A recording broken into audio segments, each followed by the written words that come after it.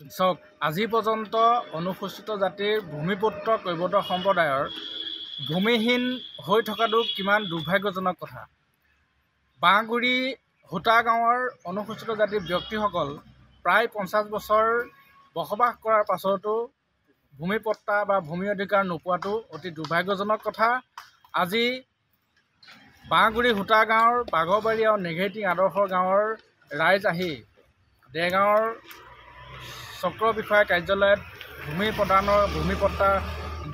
প্ৰদান কৰিবৰ কাৰণে ভূমিপট্টা পাবৰ কাৰণে আবেদন কৰিছে। সেই আবেদন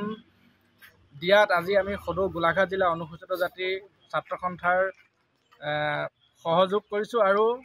আমি সমজিলা আয়ুক্তগৰাকীক অনুৰোধ জনাইছোঁ যে দেৰগাঁও সমজিলাৰ অন্তৰ্গত যিমান অনুসূচিত জাতিৰ বসতি প্ৰধান গাঁওসমূহ আছে সেই গাঁওসমূহৰ কৈৱৰ্ত ভূমিপুত্ৰসকলৰ ভূমিপট্টা প্ৰদান কৰিবলৈ আমি অনুৰোধ জনাইছোঁ আৰু এটা কথা স্পষ্টকৈ জনাই দিব বিচাৰিছোঁ যে খুব কম সময়ৰ ভিতৰত এই ভূমিহীন লোকক যদি ভূমিপট্টা প্ৰদান কৰাৰ ব্যৱস্থা গ্ৰহণ নকৰে, অনাগত দিনত আমি অনুসূচিত জাতিৰ ছাত্ৰ সন্থাই অনুসূচিত জাতিৰ বিভিন্ন ৰাইজক একত্ৰিত কৰি গণতান্ত্ৰিকভাৱে আন্দোলন গঢ়ি তুলিবলৈ বাধ্য হ'ম। চাওক, আজি পৰ্যন্ত অনুসূচিত জাতিৰ ভূমিপুত্ৰ কৈৱৰ্ত সম্প্ৰদায়ৰ ভূমিহীন হৈ থকাটো কিমান দুৰ্ভাগ্যজনক কথা। বাঁহগুৰি হোটা গাঁৱৰ অনুসূচিত জাতিৰ ব্যক্তিসকল প্ৰায় 50 বছৰ বসবাস কৰাৰ পাছতো ভূমিপট্টা বা ভূমি অধিকাৰ নোপোৱাটো অতি দুৰ্ভাগ্যজনক কথা। আজি বাঁহগুৰি হোটা গাঁৱৰ বাঘৰবাৰী আৰু নেঘেৰিটিং আদৰ্শ গাঁৱৰ ৰাইজ আহি দেৰগাঁৱৰ চক্ৰ বিষয়া কাৰ্যালয়ত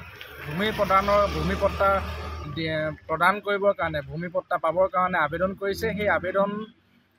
দিয়াত আজি আমি সদৌ গোলাঘাট জিলা অনুসূচিত জাতিৰ ছাত্ৰ সন্থাৰ সহযোগ কৰিছোঁ আৰু আমি সমজিলা আয়ুক্তগৰাকীক অনুৰোধ জনাইছোঁ যে দেৰগাঁও সমজিলাৰ অন্তৰ্গত যিমান অনুসূচিত জাতিৰ বসতি প্ৰধান গাঁওসমূহ আছে সেই গাঁওসমূহৰ কৈৱৰ্ত ভূমিপুত্ৰসকলৰ ভূমিপট্টা প্ৰদান কৰিবলৈ আমি অনুৰোধ জনাইছোঁ আৰু এটা কথা স্পষ্টকৈ জনাই দিব বিচাৰিছোঁ যে খুব কম সময়ৰ ভিতৰত এই ভূমিহীন লোকক যদি ভূমিপট্টা প্ৰদান কৰাৰ ব্যৱস্থা গ্ৰহণ নকৰে, অনাগত দিনত আমি অনুসূচিত জাতিৰ ছাত্ৰ সন্থাই অনুসূচিত জাতিৰ বিভিন্ন